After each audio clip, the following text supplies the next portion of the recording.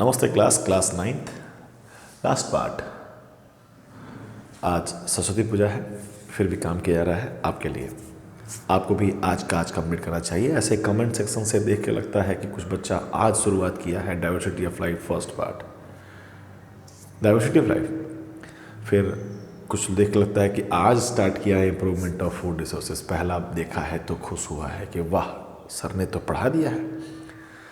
तो आपको आज का काम आज करना चाहिए। बस ये बात जो कुछ ही बच्चे समझे हैं, अच्छा लाइट ख़त्म, एक सेकेंड। कुछ ही बच्चे इस बात को समझे हैं कि रोज़ का काम रोज़ करना चाहिए। अगर आप रोज़ करते हैं तो आप बाकी बच्चों से अपने आप में डिफरेंसेस बना रहे हैं। आप याद रखिएगा कि आपको औरों से डिफरेंस बनाना है और वो डिफरेंस आप केवल किताबों को पढ़कर नहीं ला सकते हैं।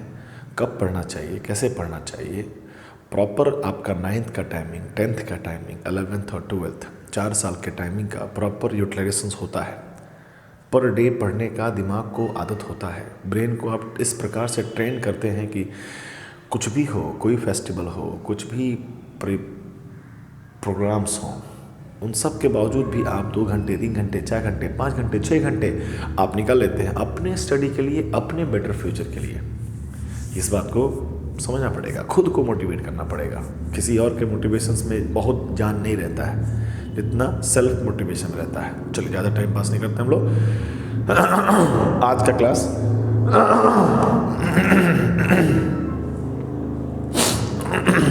आज का क्लास हम लोग जो स्टार्ट करने वाले हैं, आज का क्लास हम ख़त्म करने वाले हैं, उसका तरीका है अभी इस वीडियो के डिस्क्रिप्शन में जाकर देखिएगा तो एक लिंक है, उस पर क्लिक करेंगे तो एक पेज खुलेगा। पहला काम आप करें, वीडियो अभी आगे ना देखें, आप उस पेज को कॉपी पर पूरा लिख लीजिए। ठीक है, एक पेज का है, उसमें ऑलरेडी आधा पार्ट हम कल डिस्कस कर चुके हैं, आधा पार्ट आज डिस्कस करना है। तो उस पेजेस को लिख लीजिए, 10 मिनट लगेगा समय लिखने में, आपको लिख लीजिए। उसके बाद अब देखिए वीडियो, ठीक है। तो होपफुली आपने रोक दिया था, अब आपके पास पेजेस हैं, आपके पास लिखा हुआ है, मेरे पास भी पेज में है, आपके पास भी पेज पे पड़ा हुआ है। अब हमें बस एक रीडिंग मारना है। साइंटिफिक बात जहाँ होगा आपको बता दिया जाएगा। आप पढ़ाई कर रहे थे इम्प्रूवमेंट इन फूड रिसोर्सेज, जिसमें आपने क्रॉप का प्रोडक्शन देख चुके हैं। अब आप एनिमल हस्बेंड्री देख रहे हैं, जिसके 4 की पॉइंट्स हैं कि आप उनके घरों का व्यवस्था करिए, उनके खाने का व्यवस्था करिए, उनके इलाज का व्यवस्था करिए और उनके ब्रीडिंग का व्यवस्था करिए। ब्रीडिंग को इम्प्रूव करिए, पहले की तुलना में और ज़्यादा ब्रीडिंग, अच्छे से ब्रीडिंग कराइए और एक इम्प्रूव्ड वेराइटीज़, एक उन्नत नस्ल का लाइफ बनाइए। आपने कैटल का देख लिया, कैटल में 2 तरह के कैटल थे आपके पास, मिल्च था और था ड्रॉट था। ठीक है, फूड में रफेज थे, कंसंट्रेट थे। आपने ब्रीडिंग का टेक्निक पे क्या किया कि इंडिजिनस, देसी, एग्जॉटिक, विदेशी को मिलाकर एक हाइब्रिड बनाने का प्रयास करेंगे और आपको मिलेगा भी। एग्जाम्पल आपको बुक से देख के लिखना है, जहाँ जहाँ एग्जाम्पल, सारी बात अगर हम कर जाएंगे तो बेनिफिट नहीं है। आपको खुद सेंस होना चाहिए कि यहाँ पर टीचर ने तो एग्जाम्पल बताया नहीं, तो आपको वो बुक से निकाल कर रखना चाहिए। दिस इज़ द डिफरेंस जो बाकी शायद सारे बच्चे नहीं कर पाए। ओके, आगे बढ़ते हैं। अब आपके सामने है पोल्ट्री, मुर्गा मुर्गी पालन लिखा है आपके पेजेस पे। इसमें लिखा हुआ है कि मुर्गा मुर्गी को, डक को, गीज़ को, टर्की को, अपने यहाँ बतख मुर्गी है, विदेशों में भी कई तरह के होते हैं मुर्गा मुर्गी का नाम, तो वही नाम लिखा हुआ है, गीज़, टर्की। किस लिए करते हैं? एग प्रोडक्शंस और मिल्क प्रोडक्शंस करने, मीट प्रोडक्शंस के लिए। ठीक है, डन। दूसरा पॉइंट लिखते हैं, लिखा हुआ है इंडिजिनस का नाम दिया है, एक्जॉटिक का नाम दिया हुआ है, डन। ब्रीड करा सकते हैं तो ब्रीड करा लेंगे और उससे एक नया बना लेंगे। ठीक है। 2 पॉइंट याद करने वाला, लेयर्स। हमारे पोल्ट्री में लेयर्स की बात होगी तो फॉर एग प्रोडक्शन बातें होंगी, अगर ब्रॉयलर की बात होगी तो फॉर मीट प्रोडक्शंस बातें होंगी। मुर्गा और मुर्गी, मुर्गा खाने के लिए, मुर्गी अंडे के लिए। 2 नाम आपको बस इतना याद करना है, ख़त्म। ज़्यादा किताब में नहीं लिखा है तो हम लोग भी ज़्यादा नहीं करने वाले हैं। ठीक है, इतना ही देख लेंगे तो हमारे पास एक चैप्टर के बारे में मालूमात रहेगी। और आगे बढ़ते हैं, फिश प्रोडक्शन, मछली को पालन करते हैं। मछली पालन तो मुर्गा मुर्गी में हमने ज़्यादा शेल्टर के बारे में बात नहीं की, उसके फीडिंग के बारे में बात, फीडिंग तो बात हो ही ना। अगर आप लेयर्स की बात कर रहे हैं तो उन्हें आप रफेज खिलाइए, अगर आप मीट प्रोडक्शंस की ब्रॉयलर की बात कर रहे हैं तो आप उसे कंसंट्रेशन खिलाइए। और बेटर हेल्थ केयर के लिए भी वहाँ पर भी जहाँ पर भी होते हैं मुर्गी पालन, वहाँ पे बार बार प्रॉपर विजिट होता है डॉक्टर का, ताकि देखते रहे कहीं इन्फेक्शन तो नहीं हो रहा है, क्योंकि मुर्गा मुर्गी में एक को बीमारी हुआ ना सबको बीमारी हो जाए, क्योंकि काफ़ी क्लोज रहते हैं, तो थोड़ा सा पॉइंट्स कम हो जाते हैं वहाँ पर, ज़्यादा पढ़ने को नहीं होता है। फिश में और भी पॉइंट्स कम हो जाते हैं ना, घर की बात करेंगे, नदी ही उनका घर है, ठीक है। तालाब में अगर आप पालते हैं तो थोड़ा आप ख्याल कर लीजिए, साफ़ सुथरा तालाब, बस इससे अधिक कुछ नया पॉइंट नहीं रहता है। आप देखिए ध्यान से, तो फिश प्रोडक्शन में क्या लिखा हुआ है कि पहला बात कि ये अच्छे प्रोटीन के सोर्स होते हैं। प्रोटीन तो आपको पनीर में मिलेगा, सोयाबीन में भी मिलेगा, बट प्रोटीन में भी कई टाइप्स होते हैं जो बॉडी के लिए रिक्वायरमेंट है।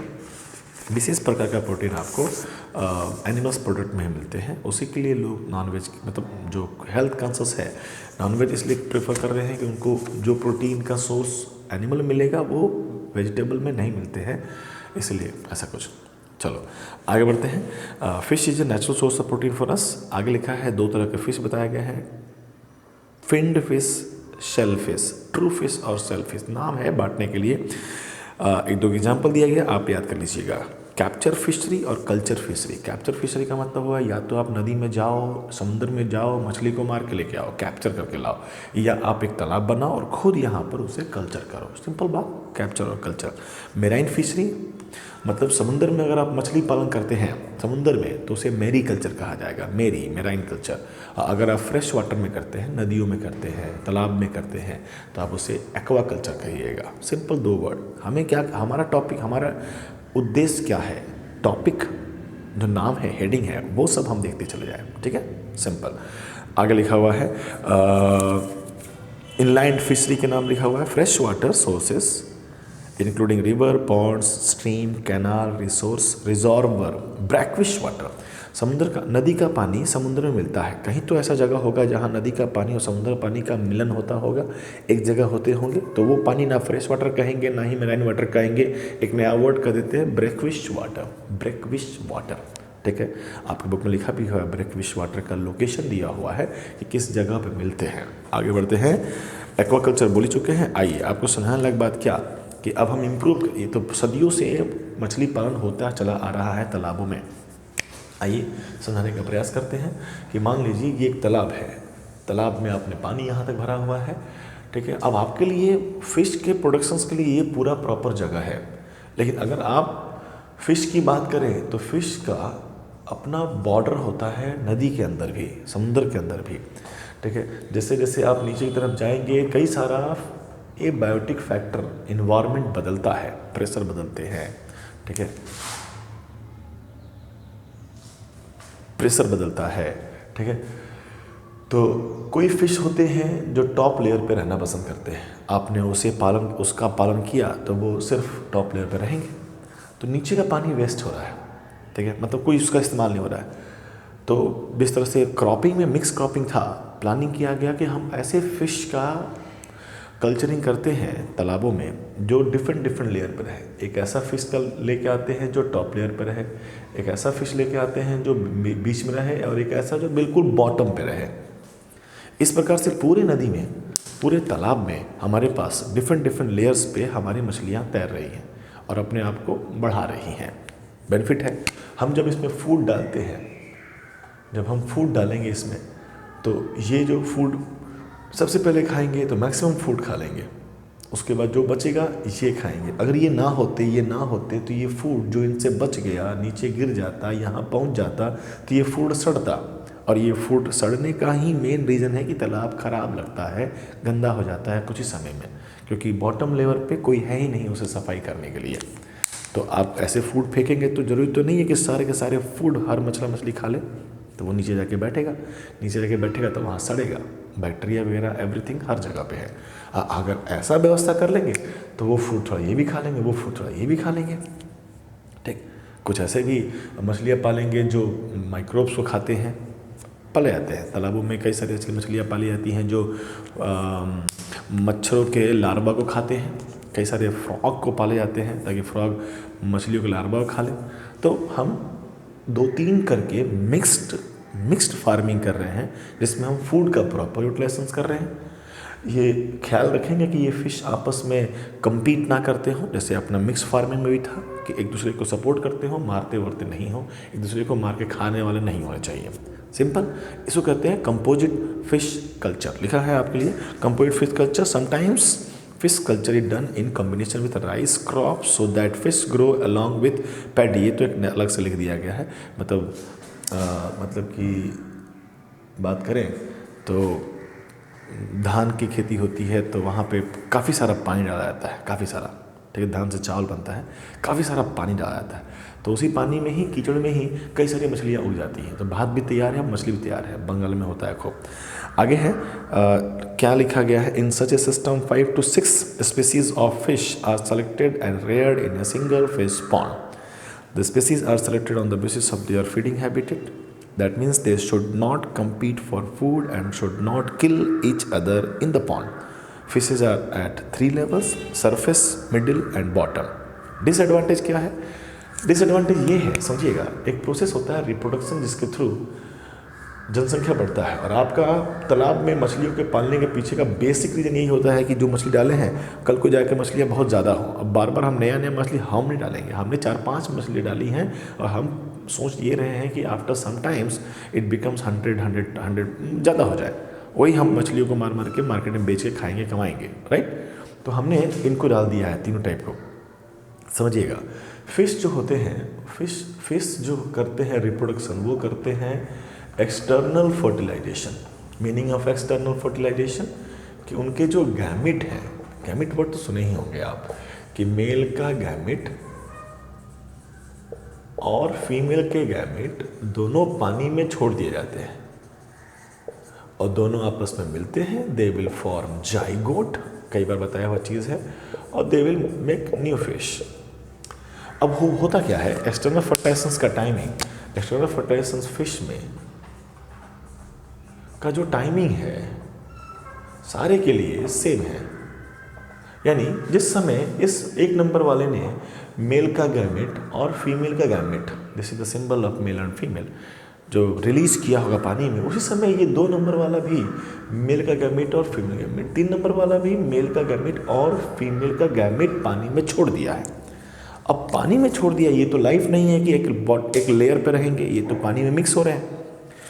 अगर ये वाला इससे मिले तो ठीक है, ओके, यही नेचर ने बनाया है, लेकिन अगर ये वाला इससे मिल गया तो नॉट ओके, ये एक नया लाइफ नहीं बना पाएगा। ये वाला इससे मिल गया, नहीं बना पाएगा। बनेगा तभी जब सेम मिलेंगे। आप वर्ड सुने होंगे, सर आप तो हाइब्रिडाइजेशन करवाते हैं, 2 डिफरेंट को मिलाते हैं, तो ये हम लोग कर पाते हैं। हम लोग 2 मिलने से क्या रोक रहा है, उस ऑब्स्टेकल को हटा देते हैं, उसके बाद दोनों को मिला देते हैं, तब नया लाइफ बनता है। नेचर में ये खूबी नहीं है, नेचर ने प्लानिंग किया है कि एक ही स्पीसीज़ के आपस में मिले और अपने जैसा ही थोड़ा इम्प्रूव बनाए। हम लोग करते हैं हाइब्रिडाइजेशन, तो ये पॉन्ड में अपने आप पॉसिबल नहीं है, तो ये डिस्ट्रॉय हो रहे हैं। तो हम तो कहे थे कि तो इस क्या डिस्ट्रॉय हो रहा है, वो फीमेल का एग जो कि बन सकता था नया लाइफ, अब वो डिस्ट्रॉय हो रहा किसी दूसरे के स्पर्म से, किसी दूसरे के मेल के गैमेट के मिलने के कारण। तो हमारा जनसंख्या बढ़ाना मेन कंसर्न था तालाब में, वो तो नहीं हो रहा है, तो हमारे लिए हार्म है। ये हमारे बिगेस्ट डिसएडवांटेज है। इसी डिसएडवांटेज को लोग नहीं समझ पाते हैं, तो कंपोजिट फिश फार्मिंग अपने तालाबों में नहीं कर पाते हैं, ठीक है। तो उसके आप नहीं करेंगे तो कुछ अलग ही बेकार, उसका भी अलग इफेक्ट होगा कि आप सिर्फ एक मछली पाल रहे हैं तो कुछ विशेष नहीं पलता है सर। गंदगी बहुत ज़्यादा हो जाता है तालाब में, ठीक है, प्रॉपर फूड का यूटिलाइजेशन नहीं हो पाता है, तो कहीं पर प्लस है तो कहीं पर माइनस है, तो फ़ायदे भी है नुकसान भी है, हर जगह ये बात होता है। फ़ायदा नुकसान तो नेचर ने बना के रखा है, सुख के साथ दुख है, दिन के साथ रात है। ध्यान दीजिएगा, तो हर चीज़ जोड़े में है, हर चीज़ जोड़े में है, दिन रात भी जोड़े में है, सुख दुख भी जोड़े में है, अच्छा और बुरा भी जोड़े में है। हाँ जी, आगे बढ़ते हैं। तो ये हो गया डिसएडवांटेज। लिखा भी हुआ है कि many fish breed only in the rainy season, so नहीं, रुको यहाँ तक, रेनी सीजन में टाइमिंग सेम है, बरसात के मौसम में ये रिप्रोडक्शन का एक्ट करते हैं। तो अब इस प्रॉब्लम का सलूशन क्या होगा, तो उस प्रॉब्लम का सलूशन साइंटिस्ट देगा। साइंटिस्ट ने कुछ हार्मोन बनाए हैं, जब पढ़ेंगे आप तो आपको पता चल जाएगा कि ये सब जो है मेल का गैमेट कब बनेगा, फीमेल गैमेट कब बनेगा, ये हार्मोन के द्वारा बॉडी में कंट्रोल होता है। तो साइंटिस्ट ने हार्मोन बनाया और डाल दिया। ये हार्मोन 2 नंबर और 3 नंबर स्पीसीज पर वर्कआउट करेगा, उसके हार्मोनल बैलेंस को डिसबैलेंस करेगा। मतलब टाइमिंग ऑफ गैमेट प्रोडक्शंस को डिले कर देगा। हमारे पास ऐसा जादू है कि हम लोग क्या कर सकते हैं, हार्मोन की मदद से delaying their gamete production, gamete के प्रोडक्शंस को हम लोग डिले करवा देते हैं। तो हम ये स्पेसिफिक होता है कि 2 नंबर और 3 नंबर फिश का गैमेट को हम डिले कर दिए। तो जब सीज़न आया तो इस बार अभी पानी में केवल पहला नंबर फिश का मेल गैमेट और फीमेल गैमेट रैंडमली घूम रहा है। तो उनके चांसेस आपस में मिलने के ज़्यादा हो जाते हैं। क्लियर? तो नया लाइफ बन जाएगा। फिर उसके बाद जब इसका सीज़न समाप्त हो जाएगा तब हम फिर एक और हार्मोन डालेंगे जो 2 नंबर वाले को स्टिमुलेट करेगा कि अब तुम केवल तुम, वो हार्मोन इस पे काम नहीं करेगा, इस पे काम नहीं करेगा, इस पे काम करेगा, तुम अब अपना गैमेट प्रोड्यूस करो। तो हार्मोनल बैलेंस के साथ अगर खेले, दवाइयों का इस्तेमाल करें, देखिए थोड़े साइड इफ़ेक्ट भी होते हैं, लेकिन दवाइयों का इस्तेमाल करें तो ये जो डिसएडवांटेज था कि एक स्पेसीज़ का गैमेट दूसरे स्पेसीज़ से मिलकर डिस्ट्रॉय जो हो रहा था उसे हम बचा सकते हैं। थोड़ा यहाँ पर ये ख्याल करना पड़ेगा। वही लिखा हुआ है, so hormonal stimulation has to be given. तो चाहे तो आप इसे भी स्क्रीनशॉट ले सकते हैं ताकि कहानी समझने में बनेगा। राइट, चलो यू कैन टेक स्क्रीनशॉट। हो गया। लास्ट बात करते हैं हम लोग बी कीपिंग और एपीकल्चर। मतलब देख रहे हो अटकता भी नहीं है, टाइम लगता है, इतने में काम चल जाएगा इसलिए छोड़ दे रहे हैं। बी कीपिंग और एपीकल्चर। एपी उसका बायोलॉजिकल नाम हो गया।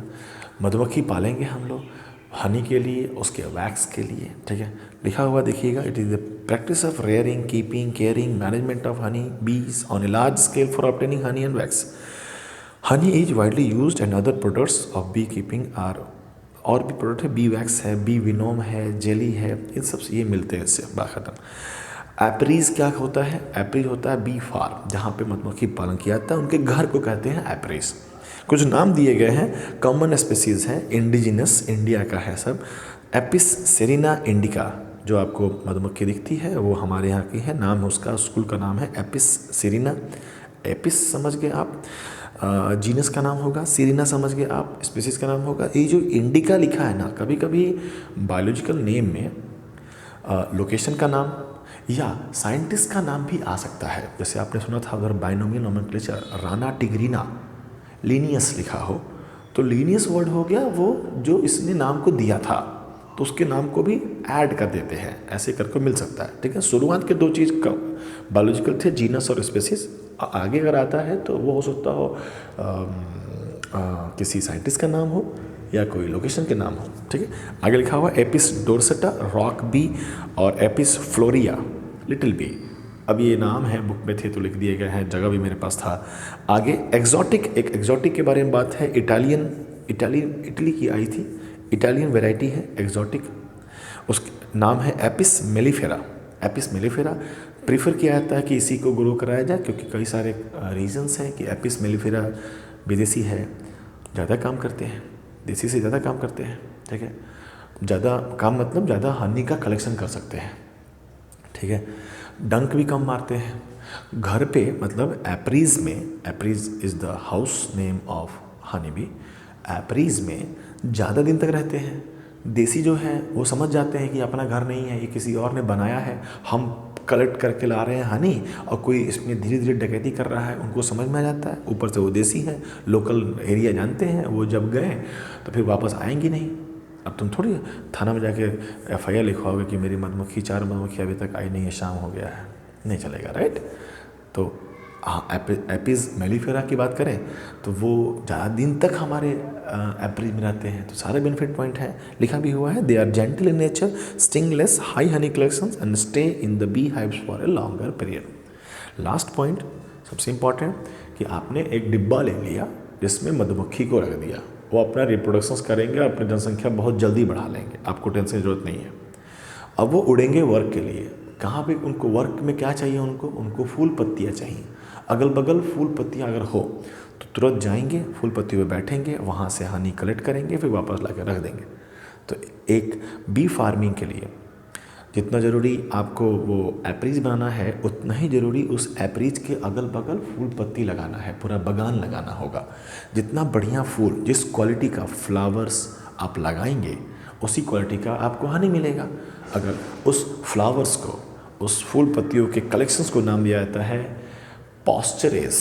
वर्ड है कि एप्रीज के साथ साथ एक अच्छा पॉस्चरेज होना चाहिए। अब बहुत दूर अगर जाएंगे हनी बी कलेक्शंस के लिए, हो सकता हो वापस ना आ पाए, ठीक है। तो एक वर्ड हुआ पॉस्चरेज, लिखा भी हुआ है। Important consideration for good quality and yield of honey is number 1 quality of pasturage, that means flowers available to bees for nectar, quality and quantity of pasturage, और location of apiaries within 1 to 2 kilometre of pasturage. Simple, यहाँ तक हमारे हिसाब से complete हो जाता है, ठीक है। आप पढ़िए, नहीं समझ में आता है फिर समझना क्या है भाई मेरे, रीडिंग तो कर रहे हैं हम। हनी बी के घर के बारे में बताएं आपको कि हनी बी के घर में 3 तरह के लोग होते हैं, मतलब फिलहाल मेल फीमेल होते हैं और मेल होते हैं। जनरली हर समुदाय में, हर स्पीसीज में यही 2 होते हैं, फीमेल और मेल, ठीक है, वेरी गुड। फीमेल की बात करें तो फीमेल में 2 तरह के फीमेल देखने को मिलता है। एक मिलते हैं क्वीन, सिंगल, एक अकेला, और मिलते हैं वर्कर। मतलब फीमेल में डिस्क्रिमिनेशन है, सिर्फ एक क्वीन और एक वर्कर, ठीक। ध्यान से देखा जाता है तो फीमेल जो होते हैं वो डिप्लॉयड होते हैं। डिप्लॉयड कहीं सुने होंगे, इतने होशियार बच्चे तो हमारे हैं ही। जब डिप्लॉयड मतलब क्रोमोसोम जोड़ा में होता है, ठीक है। क्रोमोसोम जोड़ा में कैसे होता है? मेल की तरफ से गैमेट आता है N, फीमेल से आते हैं N मिलते हैं, इट बिकम्स 2N, मतलब आधा क्रोमोसोम मेल की तरफ से, आधा क्रोमोसोम फीमेल की तरफ से, और बन गया क्या? जोड़े में डिप्लॉयड, राइट। आइए हम फीमेल के बनने की घटना देखते हैं कि मेल और फीमेल गैमेट, फीमेल का गैमेट था, मेल का गैमेट है, इसने इसे फर्टिलाइज किया, फर्टिलाइजेशन हुआ and they will form female. ये N थे, ये N था, और इट बिकम्स डिप्लॉयड, 2N बन गया फीमेल। उसके बाद इसमें एक सिलेक्शन होता है फूड का, सिर्फ एक को, केवल एक हनी बी को रॉयल जेली खिलाया जाता है, राजसी खाना खिलाया जाता है, तो ये बन जाते हैं क्वीन, ठीक है, नो प्रॉब्लम, क्वीन बन गए। एक बढ़िया खाते हैं तो खूब बढ़िया उनका बॉडी वॉडी बन जाता है, डेवलप हो जाते हैं, काफ़ी ज़्यादा डेवलप हो जाते हैं, देख के समझ में आ जाएगा कि ये क्वीन है। मार्फोलॉजिकली, एक्सटर्नली उनका साइज थोड़ा बड़ा हो जाता है। और इनको खिलाया जाता है ब्रेड, ऐसा खाना खिलाया जाता है कि ये स्टेराइल हो जाते हैं। स्टेराइल मतलब they are not able to form egg, अब ये नया एग नहीं बना सकते, और ये हाईली फर्टाइल हो सकते हैं कि एक बार में बहुत सारा एग बना सकते हैं। यानी आगे का जनसंख्या बढ़ाने का काम इस क्वीन को चला जाता है, ठीक है। तो ये डिस्क्रिमिनेशन है, शुरुआत में ही है ये। शुरुआत में डिस्क्रिमिनेशन कौन करेगा? ऑलरेडी इस छत्ते में जो क्वीन होगी वो डिसाइड कर लेगी कि इन सारे फीमेल में से एक क्वीन हमारी बनेगी, उसको अलग रूम में रखो, बाकी सबको अलग रखो। जो क्वीन थी राजमाता, ये रानी, तो वो राजमाता क्लियर कर लेगी कौन रानी बनने वाली है इन फ्यूचर में, ठीक है। मेरा बैटरी खत्म होने वाला है, ठीक। ये हो गया तरीका। अगर बिना फर्टिलाइजेशन के, विदाउट फर्टिलाइजेशन,